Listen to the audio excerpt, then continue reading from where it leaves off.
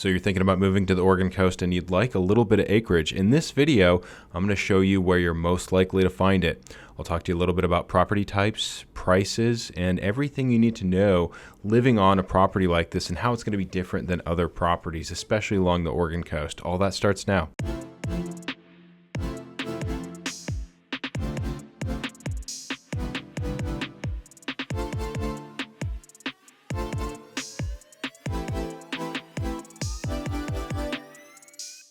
Hey everyone, welcome back to the channel Living on the Oregon Coast. I'm your host, Seth Marchant, licensed broker in the state of Oregon. Or if you're new to this channel, Living on the Oregon Coast, and you'd like to know more about what it's like to live on the Oregon Coast, we have over 100 videos that cover all the pros and cons and really show you what it's like to live along the Oregon Coast. A lot of neighborhood tours, drone footage, driving footage, everything that's really going to give you a sense, if you're somebody that's thinking about moving there, what it's really going to be like. So make sure and subscribe to this channel if you want to see more content like this. And if you're somebody that's thinking about taking the next steps and moving to the Oregon coast, you can always get in touch with us and find our contact information there. Hit that QR code if you're watching from TV and you want to go to our website. I'll throw that back up again towards the end of this video if you're not ready to go yet. All right, so highest density, that's where we're going to start. Highest density along the Oregon coast. Where are you most likely to find a property with acreage? Well, as you can see from this map right here, this is what we're looking at. And the parameters, we've got a couple different parameters we're going to look at. We're going to look at with no price point, no price cap, and then we're going to look at properties that are under $1 million. So something that might be a little bit more affordable to most people that are looking for acreage. And then one caveat about these types of properties, because sometimes we get people that say, I want to be maybe anywhere that's at least 30 minutes inland. Well, one thing about the Oregon coast is there is not really a whole lot beyond 30 minutes inland. So most likely you will be within 5 to 10 minutes from the coast at most, 20, 30 minutes at most in any given place along the Oregon coast. You're going to find some of these places where you have highways that go into inland towards the valley, like Highway 26. Highway 6 here on Tillamook. You're going to find along some of these highways, some of these small towns. These towns do not have a whole lot of properties, not a whole lot of inventory, so it's very unlikely that you will find what you're looking for, like I said, more than 30 minutes or so inland. The highest density is going to be within that kind of parameter, kind of what you see circled right here. But it's not going to be the same all along the Oregon coast. It might look like it just eyeballing this map. We'll zero in on this map and some of the places on this map in just a moment. But first, I want to show you the numbers. So no price cap as it stands right now, active on the market. How many properties are there? 172 properties along Oregon's coastlines. Again, within about 30 minutes of the coastline, there's 363 miles of coastline. We do cover them all, or at least people from our team will, from Astoria to Brookings. We've helped people buy homes all the way from Astoria to Brookings and everything in between. One thing you're going to see from these numbers here that I put together, we'll review very quickly, is the lowest concentration. Just right out of the gate, you can kind of see that the Central Coast is roughly going to have the lowest concentration, whether you're looking at 2+ acre properties or 5+ acre properties. So for the North Coast, there was 53 properties, 2+ acres. There's 24 properties that are 5+ acres. For Central Coast, there's only 34 2+ acres. There's only 19 properties that are 5+ acres. And then the South Coast, which I qualified for the South Coast, anything south of Coos Bay. North of Coos Bay up to about Newport is what we're looking at for Central Coast, and then north of that, so kind of from Lincoln City on is what I qualified for North Coast. If we cap it at $1 million, which if you're looking at a couple of acres or maybe up to 5 acres, you're probably going to find a dwelling that's closer to an average price point. So if you want to be on some acreage, unless the property is really old, really small, needs a lot of deferred maintenance, you're not going to find too many things, give or take, kind of under that, like maybe $600,000, $700,000, $800,000 mark or so.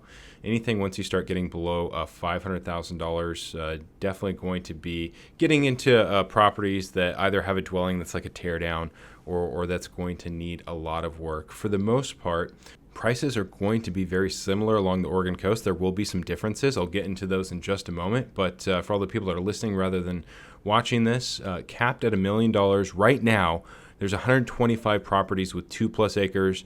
There's 56 properties with 5+ acres. For the North 2+ acres, there's 34 properties. Central, 27 properties. South Coast is 64 properties. And then for properties 5+ acres, under $1 million, this is where it really gets narrowed down. Just have 13 properties on the market for the North Coast right now, 13 for South, and 13 for Central, rather, and 31 for the South. So if you rank these, most likely to find acreage along the South Coast. So again, that's about Coos Bay, south of here. Least likely to find it on the Central Oregon coast, followed by the Northern Oregon coast. And then real quick, if you want to see, let's take a look for the people that really want to be on a budget. We'll keep it at 2 acres, but again, 172 total properties right now, no cap. If we cap it at, say, let's just call it somewhere in the middle. Let's call it 750, in between kind of average price points for the coast for an average home, which is like $500K. Let's call it 750, right in between our $1 million cap. Takes us down to 81 properties. So if you're looking all along the Oregon coast, it's going to give you a lot of inventory. If you're looking to be in a particular town, let's say you want to be in Lincoln City, kind of scrolling in here, not going to have too many properties to choose from when you kind of narrow down to a couple of different cities. So right now, just for example, Lincoln City, you're looking at maybe about a half a dozen, 7, 8 properties that are roughly going to be in that area. And as I mentioned, oftentimes they're going to be just outside of town, but not quite beyond. About this, like I said, that blue line is going to be about your 30-minute mark or so. So one thing that is going to be common is you will notice that a lot of these properties are going to be outside of city limits. So what does that mean? I'll get to that in just a moment, because your utilities and everything is going to be a little bit different outside of city limits. But first, I want to scroll down to the South Coast. Like I mentioned, you're going to find the highest concentration down here on the South Coast. A lot are going to be in Coos County. Coos County will also be the most inexpensive area along the Oregon coast. Property will be about as inexpensive here as really kind of anywhere else, or at least anywhere that's not completely out in the middle of nowhere. If you start going in beyond 30 minutes, these towns get real small. So if you want to be anywhere near a hospital or any sort of amenities or regular grocery shopping, you'll definitely need to be able to stay within 30 minutes to do so. You can find a couple of properties outside of that mark, but not many. Now, as far as the property types, I'm just going to scroll you down through here. And these are sorted by the most recent on the market. A couple things you're going to notice. Things that we sometimes get questions about: manufactured homes. You will find a fair amount of them along the Oregon coast, especially on the southern Oregon coast. You can find them anywhere, but pretty common along the southern Oregon coast. People that don't have any experience with manufactured homes, I think the most common thing that we get is I think people perceive them or they think of like a mobile home in a mobile home park. First of all, in the state of Oregon, we as real estate brokers are really only dealing with transactions that have real land that you actually purchase as opposed to rent. That's going to be the case with just about everything that you're going to see here. Not going to be too common that you'll find something that a mobile home that's in a mobile home park where you rent along in Zillow or any other real estate website that you're surfing. It is possible, but they are few and far between. So people ask us oftentimes about manufactured homes because they are common, and sometimes you really can't tell the difference between manufactured and stick-built. I think probably the most common thing people specifically ask is there anything else I really need to know if I'm going manufactured? And along with that, are those homes as valuable, or even more importantly, do they appreciate at the same degree that a stick-built home would? And the short answer, the simple answer to that question is yes. Not going to be a whole lot different than a stick-built home. And there's a saying in real estate: location, location, location, and that applies to manufactured homes as well. Those are no exception. So in other words, if you had a manufactured home that was in a great location, it's on a great property, close to great amenities, or had views or something like that, that property is typically going to do better than a property that's stick-built that maybe isn't in as good of a location. So there might not be as many buyers out there that are looking for manufactured homes, and some of those buyers might have similar feelings like you do, like a manufactured home is weird. I've never been in a manufactured home. I don't know how those work. So might not be as many buyers out there. So you might be able to make an argument that manufactured homes might not appreciate as quickly as a stick-built home or be as good of a value.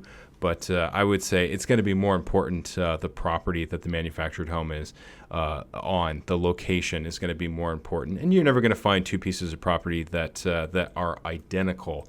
Take a stick-built home, you take a manufactured home.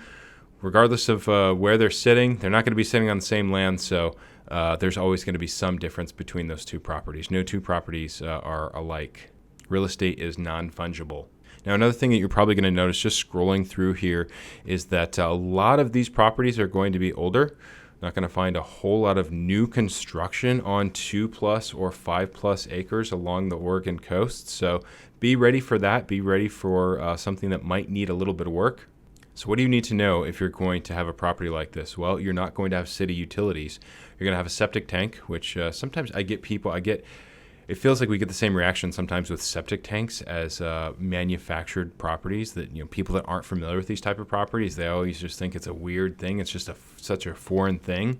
And then you would be on well water as opposed to city water, which also can feel weird to people. But what I can tell you is that functionally, not a whole lot is going to be different when you're on septic. And as far as well water goes, I've heard some people say that they prefer well water or water that they know the city maybe hasn't added something to. I know in some places the city will add certain things, certain cleaners or like fluorides to the water. So I've heard some people say that they prefer well water and that the well water is better than the city water. So you would be, of course, doing an inspection, just like you would on the dwelling. You would inspect these things. You would do a well inspection and a septic inspection when you purchase a property like this.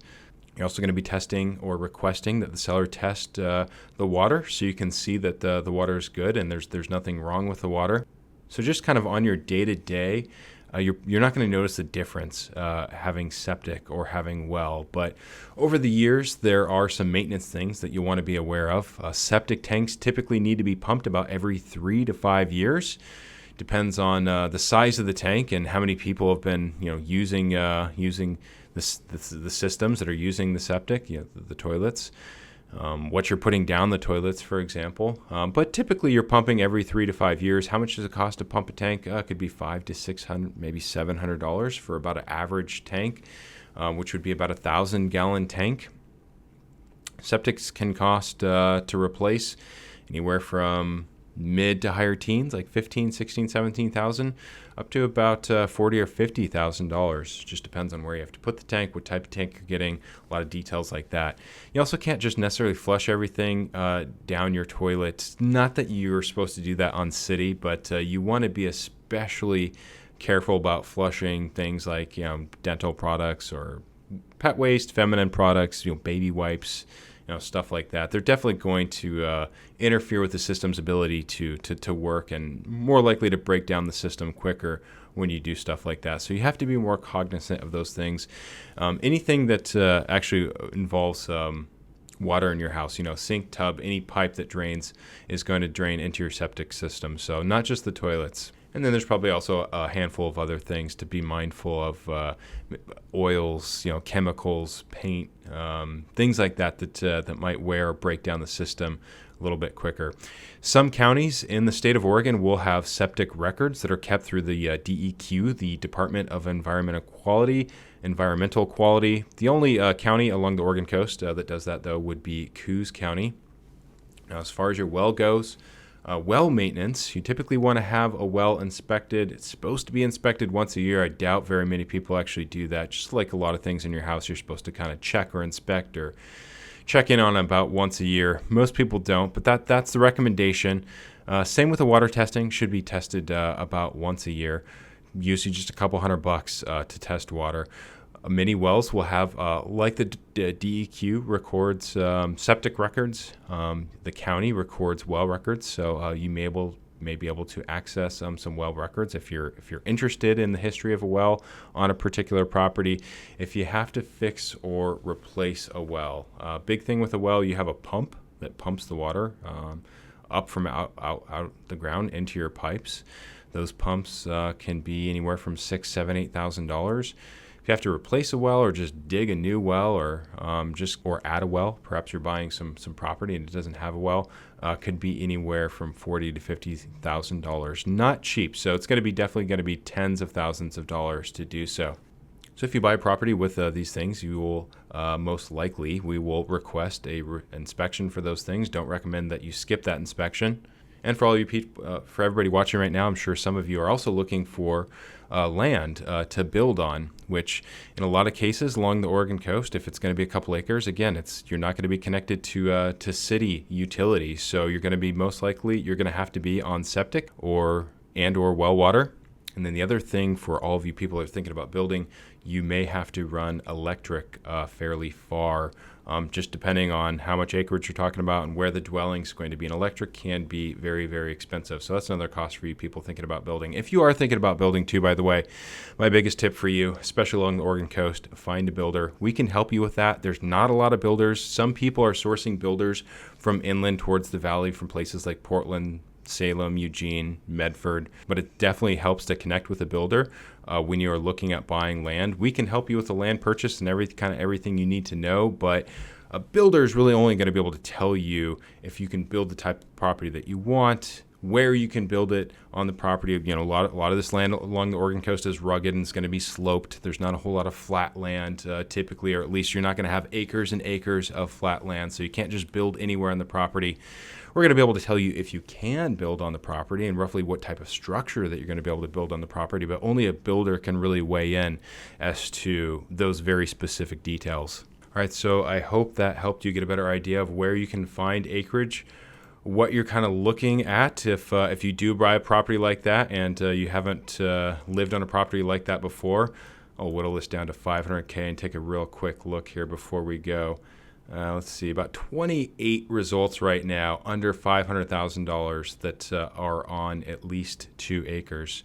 And these are kind of what you would expect for that type of property. Again, once you're kind of getting into that price, the dwelling very well may not be in the best shape. So if you have any questions about these types of properties or moving along the Oregon coast, again, my name is Seth Marchant. I'm a licensed broker in the state of Oregon. I've helped a lot of people relocate and buy homes, buy investment properties along the Oregon coast, everything else in between. If you're somebody that's thinking about taking the next steps, I invite you to call me. You can find all of our contact information on our website, which you can get from that QR code. There's also a link in the description of this video on YouTube if you want to schedule a call with us. And if you want to see more videos like this about what it's like to live along the Oregon coast, a lot of our videos are showing you what it's like to live along the Oregon coast, a lot of footage, drone footage, driving footage. And then we also have videos that talk to you about the actual aspect of buying a home and what that looks like.